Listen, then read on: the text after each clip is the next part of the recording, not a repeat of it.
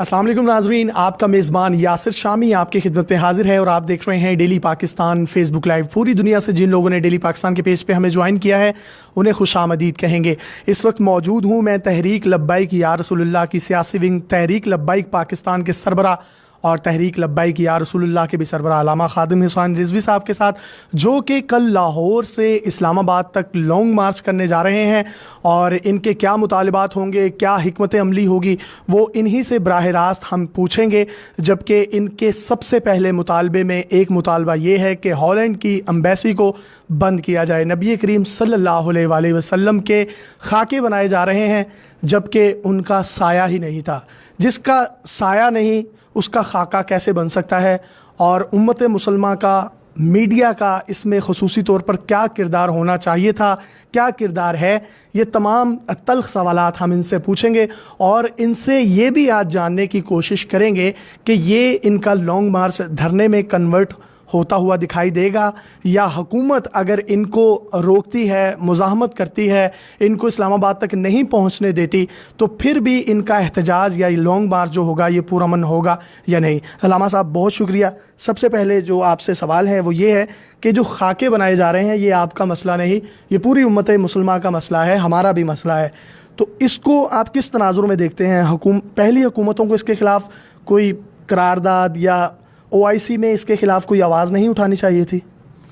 जी, बिस्मिल्लाहिर्रहमानिर्रहीम। आपकी तशरीफ़ आवरी का नहायत ही दिल की अथाह गहराइयों से शुक्रिया कि आप इस हसास मसले में हमारे पास तशरीफ़ लाए।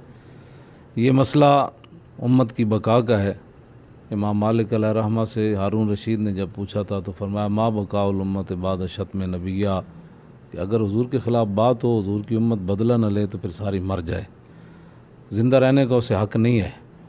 तो उम्मत अगर ज़िंदा रहना चाहती है तो फिर पूरी उम्मत को खड़े होकर हॉलैंड के गुस्ताखों को रोकना होगा, और उसमें एक आम मुसलमान से लेकर हाकिम वक्त तक सब की ज़िम्मेदारी जो है वो बराबर है और सबको काम करना चाहिए इसमें। अच्छा, अब बिजनेसमैन भी पैदा हो रहे हैं, फ़ौजी भी पैदा हो रहे हैं, डॉक्टर्स इंजीनियर्स भी पैदा हो रहे हैं। क्या माए नूरुद्दीन जंगी नहीं पैदा कर सकती? असाज़ा नूरुद्दीन जंगी नहीं बना सकते? जो कोई भी उठता है और नबी करीम सल्लल्लाहु अलैहि वसल्लम की शान में गुस्ताखी कर देता है, नाउज़ बिल्लाह, तो ऐसे ओछे हथकंडों से हम किस तरीके से निपट सकते हैं? कोई हिकमत अमली है आपके पास? ये जो आपने बड़ा हसास सवाल किया, ये तो है, यही है कि इकबाल कहता है दीन गर्दत पुख्ता बेआदाब इश्क, दीन बगीर सोबत अरबाब इश्क, कि दीन जो है वो अरबाब इश्क से जब सीखेंगे तो फिर वही नूरुद्दीन जंगी की बातें बताएंगे ना। और जब दीन आप रोटी कमाने वालों से सीखे तो वो रोटी का ही दर्स देगा ना। इकबाल कहता है खिश्तरा में हमारे अव्वल कजमी नियात हुए बत बाबच्चा शाहीन दियात, कि हमारा जो मेमार था उसने पहले ईंट ही टेढ़ी रखी है और शाहीन बच्चों को बतखों का सबक पढ़ाया कि आप इतने लंबे सफ़र करते हैं रोज़ी के लिए, तो आप सुबह गटरों के अंदर अपना मुंह डालें और वहाँ रोज़ी खाएं। इकबाल कहता है जब शाहीन बच्चे को आप बतखों वाली आदतें बताएंगे तो फिर शाहीन बच्चा जो है वो नोए सुपर को तो नहीं लाता निगाह में, तो फिर तो वो गटरों के अंदर ही फिरते रहेंगे ना सारी ज़िंदगी। तनख्वाह कहाँ से बड़ी मिलती है, 2 नंबरी कहाँ से करनी है, 2 नंबर माल कैसे बेचना है। तो वो थे कि नूरुद्दीन जंगी ने जिसको साथ रखा सलाहुद्दीन अयूबी, मरने के बाद उसके घर कफन के पैसे भी नहीं थे, मुसलमानों ने चंदा करके सलाहुद्दीन अयूबी को दफन किया। अच्छा, मुझे आप ये बताएं, क्या आपने ही सिर्फ इस चीज़ का ठेका लिया हुआ है? इतनी बड़ी बड़ी खानकाहें हैं, इतने बड़े बड़े गद्दी नशीन हैं, मौलवी हजरात है, क्या उनका खाने पीने पे ही सारा स्टेटस रहेगा, सारी तवज्जो रहेगी? निकलना है तो सिर्फ अल्लामा खादिम हुसैन रिजवी ने ही निकलना है? ये उन लोगों के बारे में भी कुछ कहें ना। ये हैं तो आप लोगों की जमात के ही ना, आपके ही तमाम पैरोकार हैं। अगर पैरोकार नहीं भी तो उनका भी एक मजहबी स्टांस है। आपने ही ठेका लिया हुआ? मैंने नहीं लिया, लेकिन जिस तरह आप फरमा रहे थे ना कि भाई ये वो नूरुद्दीन जंगी कहाँ गया, तो इकबाल ने भी यही कहा था कि तूने पूछी है इमामत की हकीकत मुझसे, हक तुझे मेरी तरह साहिब असरार करे, है वही तेरे ज़माने का इमाम बरहक जो तुझे हाजिर व मौजूद से बेजार कर, मौत के आईने में दिखा कर तुझे रुख दोस्त, ज़िंदगी तेरे लिए और भी दुश्वार करे, दे के एहसास ज़ियां तेरा लहू गरमा दे, फ़क्र की सान चढ़ा के तुझे तलवार करे। जो आपने सवाल किया उसका जवाब ये है कि फितना मिल्लत बैदा है इमामत उसकी, जो मुसलमान को सलातीन का बरिस्तार करे। अच्छा, मुझे लामा साहब बताइएगा, सुबह कितने बजे आप लाहौर से इस्लामाबाद के लिए निकलेंगे और हिकमत अमली क्या है, और पहला पड़ाव कहाँ होगा और आखिरी पड़ाव जब इस्लामाबाद में जाएगा, तो आप उम्मीद जाहिर करते हैं कि आपके इस्लामाबाद पहुँचने से पहले पहले हुकूमत कोई एक्शन लेगी और एम्बेसी को बंद कर देगी? सुबह इंशाअल्लाह 2 बजे हज़रत दाता साहब अलैहि रहमा के मज़ार अनवार से रवाना होंगे। 2 बजे का टाइम दिया है, हो सकता है कोई आधा घंटा लेट हो जाए, लेकिन 2 बजे का हमारा टाइम है। और रात पड़ाव जो है वो गुजरात में होगा, मराड़ी शरीफ में, पीर मोहम्मद अफजल कादरी साहब के वहाँ जो है वो मरकज़ में। तो इंशाअल्लाह राब्ते हर तरफ से लोग कर रहे हैं, तो ये हो सकता है कि अल्लाह ताला इनको हिदायत दे और ये हमारे निकलने से पहले जो है वो सफ़ीर उसका निकाल दें और अपना वापस बुला लें। और इनके ईमान का तकाज़ा यही है, पूरी उम्मत के ईमान का तकाज़ा यही है। पाकिस्तान की जो बुनियाद है, पाकिस्तान का मतलब क्या, ला इलाहा इल्लल्लाह मुहम्मदुर रसूलुल्लाह, लाखों लोगों ने जो मुसलमानों ने कुर्बानियाँ दी, उसका तकाज़ा यही है कि हमारे निकलने से पहले ये सफ़ीर निकाल दें।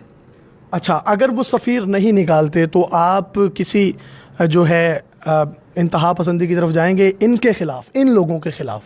इंतहा पसंदी ये नहीं है। आप ये सवाल करें कि क्या आप रसूलुल्लाह के लिए जान दे सकते हैं, तो इंशाअल्लाह हम, इंतहा पसंदी का लफ्ज़ बिल्कुल ही इस मसले में नहीं है। तो कुल्लु गुलुव्विन फ़ी हक़्क़ी तक़सीरुन, हमारे बुज़ुर्गों ने कानून लिखा है कि हुज़ूर की मोहब्बत में जितना भी कोई गुलुव करता चला जाए ना, आखिर वो कहेगा कि हक़ तो यह है कि हक़ अदा न हुआ। तो हम हुज़ूर के लिए जान देने के लिए तैयार हैं। और बहुत सारे लोग जो मुझे आकर मिल रहे हैं, तैयार ये करके आए हैं, उन्होंने अपने शापरों के अंदर कफन भी डाले हुए हैं। तो अगर हुकूमत ने रोकने की कोशिश की तो उसके लिए क्या हिकमत अमली होगी? कुछ भी नहीं, हम रुकने वाले तो हैं ही नहीं। ये हुज़ूर की इज़्ज़त के लिए रुकना तो फिर अपने आप को तो फिर ये झूठा साबित करना है कि हम तो आंसू गैस को देख कर रुक गए, ये गोली आ रही थी तो हम सिरे। इंशाअल्लाह अगर, मैं तो चाहता हूँ, ज़िंदगी बहुत बसर हो गई कि कोई गोली आए हुज़ूर के नाम पर मुझे, मेरे लिए, तो मैं उसको देख कर मुस्कराऊँगा कि इसी की तो तमन्ना थी, आज वो आ गई है। अच्छा, राजा ज़फ़रुल हक कमेटी के बाद शफ़क़त महमूद साहब जो है वो मौरूद इल्ज़ाम ठहरे और उनको वज़ीर तालीम बना दिया गया, तो इससे मुतल्लिक़ क्या कहेंगे आप? ये तो इमरान साहब जो कहते हैं मैं बड़ा आशिक़ रसूल हूँ और उनकी सारी जमात कह रही है, तो उनसे ये सवाल होना चाहिए कि जब एक बंदे के बारे में ये बात आ गई है तो आपने इसको किस हैसियत से। वो ये कहते हैं कि हमें बहुत सारे मशाइख और उलमा ने इनको जो है वो साफ़ करार दे दिया है। तो वो मशाइख और उलमा क्यों नहीं निकलते ख़त्म नबूवत के मसले पर? तो इसीलिए नहीं निकलते कि वो उनके अपने अपने मफादात हैं। वो अगर कुव्वत फ़िरऔन की दरपर्दा मुरीद, लानत है वो कौम के हक़ में कलीमुल्लाह। तो वो कुक्कड़ खा रहे हैं तो आप भी कुक्कड़ खा लें। जी, हमने तो फिर कलमा जो पढ़ा है, तो कलमा पढ़ने के बाद तो हुज़ूर ने फरमाया मोमिन की मिसाल उस ऊँट की तरह है जिसकी नकेल उसके मालिक के हाथ। दिल दा कलमा हर कोई पढ़दा, ज़बानी कलमा हर कोई पढ़दा, तो दिल दा पढ़दा कोई हो। तो जी, इन्होंने दिल का कलमा पढ़ा है, जबकि मैं इस बात पे डेली पाकिस्तान का पूरा इदारा अलामा खादिम हुसैन रिजवी के साथ है कि ये ख़त्म नबूवत का मसला, खाकों का मसला, कोई भी जो मसला है ये हमारी जानों से बढ़कर है और हमारी जानें भी इन पर कुर्बान हैं। बाकी सियासी पार्टियां कोई सदारती इंतखाबात में मसरूफ़ हैं, कोई ओपोजिशन की पॉलिटिक्स में मसरूफ़ है, कोई गवर्नर बनने की पॉलिटिक्स में मसरूफ़ है, लेकिन ये वो वाहिद शख्स जो चल भी नहीं सकता, मेरा कैमरा आपको दिखा सकता है, एक व्हील चेयर यूज़र है और अल्लाह के नबी ने जिससे काम लेना हो वो ले लेता है। और मुझे खुशी है कि ये शख्स जो चल नहीं सकता, इसने बड़े बड़ों की दौड़ें भी लगवा दी हैं और ये उस मसले पर दौड़ें लगवाई हैं जो हम सब के दीन का और ईमान का हिस्सा है। अल्लामा साहब, अल्लाह ताला आपको हिम्मत दे। हमारे प्लेटफॉर्म से अपने कारकुनों को या पूरे पाकिस्तान के सियासतदानों समेत आवाम को कोई पैगाम देना चाहते हैं तो आप दे सकते हैं। जी, यही पैगाम है, अल्लाह आपकी जवानियाँ सलामत रखे, आप इदारे को भी सलामत रखे। यही पैगाम है कि इस मसले में मुदाहनत जो है ये हरगिज़ अल्लाह रसूल को बर्दाश्त नहीं है। मैदान ओहद में हज़रत साद बिन रबी को 70 ज़ख़म लगे थे और आखिरी जो है वो सांस ले रहे थे, तो कहा साहबा को मेरा पैगाम दे देना सलाम के बाद कि ला उज़्र लकुम इंदल्लाह युख़लस इला रसूलिल्लाह व मिनकुम ऐनुन ततरिफ़ु, कि अल्लाह के यहाँ एक बंदा भी उज़्र नहीं कर सकेगा कि या अल्लाह मैं एक था तो मैं तेरे नबी की इज़्ज़त पर कैसे पहरा देता। तो फरमाया उस बंदे का अल्लाह एक का भी उज़्र कबूल नहीं करेगा कि भाई तू एक था तो तुझे कुर्बान हो जाना चाहिए, तो तू क्यों नहीं मरा हुज़ूर की इज़्ज़त। बहुत शुक्रिया। अल्लामा खादिम हुसैन रिजवी साहब हमारे दरमियान मौजूद थे और इंशाल्लाह खाक हो जाएंगे खाके बनाने वाले अपने मेज़बान यासिर शामी को इजाज़त दीजिए और देखते रहिए डेली पाकिस्तान फेसबुक लाइव। अल्लाह हाफिज़।